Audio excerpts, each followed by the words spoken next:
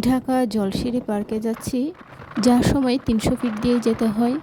মানুষ এই জায়গাটা দেখে এত বেশি হাইপ তোলা, মানে আমি বুঝি না কি দেখে ওখানে।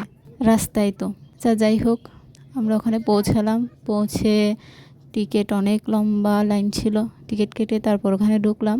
জায়গাটা ভীষণ সুন্দর, বিশাল স্পেস নিয়ে করা, খুব সুন্দর। ফ্যামিলি নিয়ে সময় কাটানোর জন্য একদম পারফেক্ট একটা জায়গা।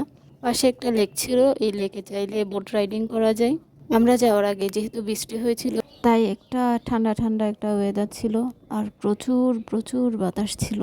হয়তো এখানে সাউন্ডটা আমি ছোটো করে দিয়েছি, তাই বোঝা যাচ্ছে না, এত বাতাসের আওয়াজ। এখানে মাঠগুলোতে বসে থেকে ছবি উঠতে ভীষণ সুন্দর লাগছিল। ঘাসগুলো একদম সবুজ ছিল, একদম বাইরের দেশের মানে ছবির মতোই। আমরা খুব কম সময়ের জন্য গিয়েছিলাম, তাই কিছু ছবি আর ভিডিও করেই আমরা চলে আসি। তবে জায়গাটা ভীষণ সুন্দর।